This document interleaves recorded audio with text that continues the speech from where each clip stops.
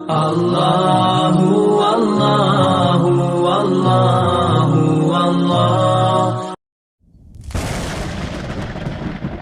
دیکھیں جی، محرم کا جو مہینہ ہے یہ ہجری کیلنڈر کا پہلا مہینہ ہے۔ اس پہ امت کا اجماع ہے کہ سیدنا عمر فاروق رضی اللہ تعالیٰ عنہ علیہ السلام کے دور خلافت کے اندر سیدنا علی ابن ابی طالب کے مشورے سے ہجرت کو بینچ مارک مقرر کیا گیا، کیونکہ ہجرت کے بعد ہی نبی علیہ السلام کو غلبہ نصیب ہوا۔ ہجرت مدینہ سے پہلے صرف 125 بندے مسلمان تھے 13 سالہ مکی دور میں، اور ہجرت مدینہ کے بعد کے اگلے 13 سال کے اندر رومن اور پرشین امپائرز بھی گر چکی ہوئی تھی آلموسٹ، الحمدللہ۔ تو یہ بینچ مارک تھا۔ 125 بندے مسلمان ہیں ہجرت مدینہ کے وقت۔ 2 ہجری میں غزوہ بدر ہوتی ہے، 3 ہجری میں غزوہ احد ہوتی ہے، 5 ہجری میں غزوہ خندق، 6 ہجری کے اندر صلح حدیبیہ، 7 ہجری میں غزوہ خیبر، 8 ہجری میں فتح مکہ، اور 8 ہجری میں ہی غزوہ حنین مشرکین عرب کے خلاف آخری جنگ ہوتی ہے۔ 9 ہجری کے اندر غزوہ تبوک، رومن امپائر سے ٹکرانے کے لیے نبی علیہ السلام خود تشریف لے گئے 30,000 جانثار صحابہ کے ساتھ رضی اللہ عنہم اجمعین۔ لیکن رومن امپائر کا جو ہیڈ تھا کیسر روم، وہ دہشت کھا کے بھاگ گیا۔ نبی علیہ السلام آلموسٹ وہاں پہ 40 دن تک رہے۔ تمام قبائل سے آپ نے معاہدے کیے کہ یا نیوٹرل رہو گے یا ہمارا ساتھ دو گے۔ اگر کیسر روم اس وقت جنگ کے لیے تیار ہو جاتا تو جنگ یرموک وہیں پہ ہو جاتی، اور پھر نبی علیہ السلام کی 11 ہجری میں وفات ہوگی۔ یہ میں نے ایک ہسٹری کے طور پر بتایا۔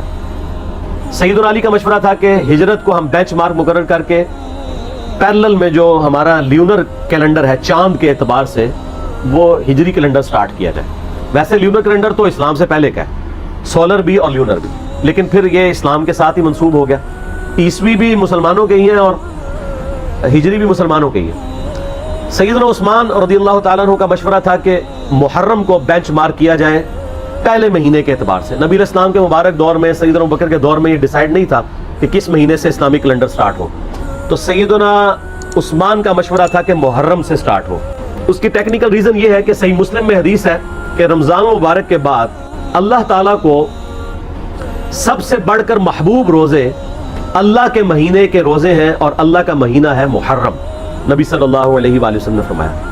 تو چونکہ اللہ تعالیٰ نے اسے خاص اپنے ساتھ اس مہینے کو کیا ہے، رمضان تو امت کا مہینہ ہے، محرم کے مہینے کو اپنے ساتھ خاص کیا ہے، اس لیے سیدنا عثمان کا مشورہ تھا کہ اسے بینچ مارک کیا جائے۔ اس کے علاوہ سورہ توبہ کی آیت نمبر 36 میں آپ پڑھیں گے کہ جب سے اللہ تعالیٰ نے زمین و آسمان کو پیدا فرمایا تو حرمت والے مہینے 4 ہیں، کل مہینوں کی تعداد 12 ہے۔ آپ دیکھیں لیونر ایئرز دیکھیں، اس میں 12 مہینے ہیں، سولر میں بھی 12 ہیں۔ وہ کون سے 4 ہیں؟ وہ بخاری و مسلم دونوں میں یوم النحر کا خطبہ ہے نبی علیہ السلام کا، قربانی والے دن کا۔ اس میں آپ علیہ السلام نے فرمایا وہ 3 کنزیکٹیو مہینے ہیں، ذی قعدہ، ذو الحجہ اور محرم، اور چوتھا مہینہ ہے رجب کا۔ یہ 4 حرمت والے مہینے ہیں۔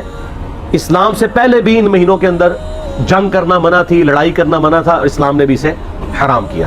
تو اسلامی جب کیلنڈر کا آغاز محرم سے ڈیسائیڈ کیا گیا، پھر محرم کی اہمیت اور بڑھ گئی کہ پہلا مہینہ ہی حرمت والا ہے۔ الحمدللہ صحیح بخاری میں کم از کم 20 احادیث موجود ہیں عاشورہ 10 محرم کے روزے کی فضیلت پہ۔ ان میں سے بھی جو کنزیکٹیو 8 ترک آئے ہیں انٹرنیشنل نمبر کے مطابق 2000 سے لے کر 2007 تک، اس باب کا نام ہی ہے سیام یوم عاشورہ، یعنی یوم عاشورہ کا جو روزہ ہے اس سے متعلق۔ اور صحیح مسلم میں، بخاری میں تو 20 احادیث ہیں، صحیح مسلم میں 40 احادیث ہیں، جن میں سے جو چیپٹر ہے صوم یوم عاشورہ کنزیکٹیو، اس میں 34 احادیث 34 ہیں انٹرنیشنل نمبر کے مطابق 2637 سے لے کر 2670 تک، یعنی آلموسٹ بخاری مسلم میں ملا کر یہ آپ کو 50 سے زیادہ حدیث ملیں گی، اور کم از کم 8 صحابہ سے یہ حدیث روایت ہیں۔ تو اب یہ ساری وہ 50 حدیث تو میں کور نہیں کر سکتا، میں نے صرف پنجتن پاک کی نسبت سے 5 ہی چوز کی ہیں۔ پہلی حدیث بخاری اور مسلم دونوں میں ہے، صحیح بخاری میں 2006، مسلم میں 2662، اور مشکات میں بھی ہے 2040 انٹرنیشنل نمبر کے مطابق۔ ابن عباس کہتے ہیں رضی اللہ تعالیٰ عنہما کہ میں نے نبی صلی اللہ علیہ وآلہ وسلم کو یوم عاشورہ 10 محرم اور رمضان مبارک کے علاوہ کسی اور دن کے روزوں کا اہتمام کرتے ہوئے نہیں دیکھا، اور پھر ساتھ ہی فرمایا کہ آپ صلی اللہ علیہ وآلہ وسلم 10 محرم یوم عاشورہ کے دن کو باقی تمام دنوں پر فضیلت دیا کرتے تھے۔ یہ مسلم شریف کے الفاظ اور بخاری میں موجود۔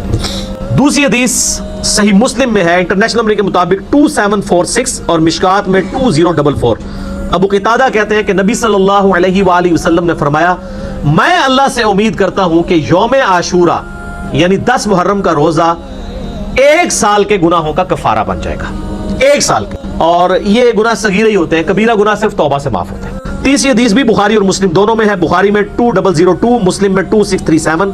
اما عائشہ رضی اللہ تعالیٰ عنہ کہتی ہیں کہ قریش مکہ بھی زمانے جاہلیت میں عاشورہ کا روزہ رکھا کرتے تھے، اور میرا گمان یہ ہے کہ چونکہ ابراہیم علیہ السلام کو آتش نمرود سے نجات ملی تھی تو بنو اسماعیل کو بھی عاشورہ کے دن کی فضیلت پتہ تھی، حالانکہ مشرکین عرب بت پرست تھے، وہ بھی عاشورہ کا روزہ رکھا کرتے تھے، تو نبی صلی اللہ علیہ وآلہ وسلم بھی مکے میں عاشورہ کا روزہ رکھا کرتے تھے۔ رمضان شریف تو مدینے میں فرض ہوئے نا روزے، مکے میں آپ عاشورہ کا روزہ رکھا کرتے تھے۔ اما عائشہ کے آگے الفاظ ہیں حتیٰ کہ ہجرت مدینہ کے بعد بھی آپ صلی اللہ علیہ وآلہ وسلم ہمیں حکم دیتے تھے کہ ہم عاشورہ کا روزہ رکھیں، لیکن جب رمضان کے روزے فرض ہوئے تو آپ صلی اللہ علیہ وآلہ وسلم نے ارشاد فرمایا اب جس کی مرضی چاہے وہ عاشورہ کا روزہ رکھے، جس کی مرضی اس روزے کو چھوڑ دے۔ چوتھی حدیث بھی بخاری اور مسلم دونوں میں ہے، بخاری میں 2004، مسلم میں 2656۔ عبداللہ ابن عباس کہتے ہیں کہ جب نبی صلی اللہ علیہ وآلہ وسلم مدینہ شریف تشریف لائے تو آپ نے یہودیوں کو دیکھا کہ وہ عاشورہ کا روزہ رکھتے ہیں۔ پوچھا کیوں رکھتے ہو تو انہوں نے کہا کہ اللہ تعالیٰ نے موسیٰ علیہ السلام کو نجات دی تھی فرعون سے، تو ہم اس دن کی تعظیم کرتے ہیں۔ مسلم شریف کے ایک طریق میں الفاظ ہیں ہم اس دن کی تعظیم کرتے ہیں، دوسرے میں الفاظ ہیں ہم اللہ کا شکر کرتے ہیں، اور تیسرے میں الفاظ ہیں کہ ہم اسے عید کے دن کے طور پر مانتے ہیں۔ تو آپ صلی اللہ علیہ وآلہ وسلم نے فرمایا ہمارا تو زیادہ حق ہے کہ ہم موسیٰ علیہ السلام کے لیے شکرانے کے طور پر روزہ رکھیں، کیونکہ ہم موسیٰ علیہ السلام سے تم سے زیادہ بڑھ کر قریب ہیں۔ ظاہر ہے کہ وہ تو ٹیمپرڈ فارم میں تورات کو لے کے چل رہے تھے، نبی علیہ السلام کی تو یہ جو دین ہے یہ اسی کی کنٹینیوشن ہے بنی اسرائیل کی، صرف شریعت میں تھوڑی بہت چینج آئی۔ تو آپ صلی اللہ علیہ وسلم نے پھر صحابہ کو حکم دیا کہ 10 محرم الحرام کا روزہ رکھو۔ پانچویں حدیث صحیح مسلم میں ہے 2666، مشکات میں 2041۔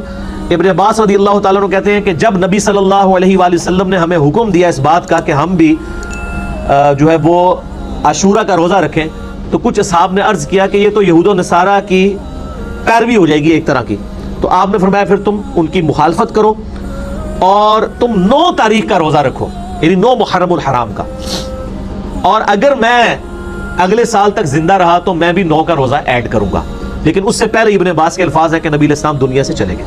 اچھا یہ حدیث میں کافی ساری کنٹراڈکشنز آتی ہیں، تو وہ بعض لوگ کہتے ہیں وہ یہ اضطراب ہے، پہلے آپ نے اجازت دے دی اور پھر آپ نے یہود و نصارہ کی مخالفت کا اس وقت کیوں نہیں خیال آیا، بالکل اینڈ پہ کیوں آیا؟ بیسیکلی یہ گریجولی شریعت کے احکام ایوالو ہوتے ہیں، یہ نہیں ہوتا کہ مطلب وہ ایک دن میں ساری چیزیں سیٹل ہو جاتی ہیں، تو یہ یعنی الٹیمیٹلی یہ ڈیسیو ہوا۔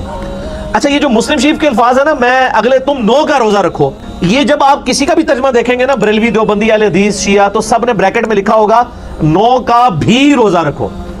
یہ بھی جو انہوں نے لگائی ہوئی ہے نا یہ حدیث میں نہیں ہے، لیکن لگائی صحیح ہوئی ہے، کوئی پہلی جائے جڑی کہ صحیح لائی ہوئی ہے انہوں نے، وہ اس لیے لگائی ہے کہ جامعہ ترمذی میں حدیث ہے 755 انٹرنیشنل نمبر کے مطابق کہ ابن عباس نے فرمایا کہ نبی علیہ السلام ہمیں یوم عاشورہ کا روزہ 10 محرم کو رکھنے کا کہتے تھے، اس میں 10 کی تاریخ بھی آ گئی۔ البتہ اس حدیث کی صحت میں اختلاف ہے، شیخ البانی سے صحیح کہتے ہیں، شیخ زبیر صاحب ضعیف کہتے ہیں حسن بصری کی تدلیس کی وجہ سے، لیکن اس کو سپورٹیو ایک چیز امام ترمذی نے ساتھ جو قول لکھا ہے نا موقوفاً یہ روایت بالکل صحیح ہے، اس کو شیخ زبیر صاحب بھی صحیح مانتے ہیں۔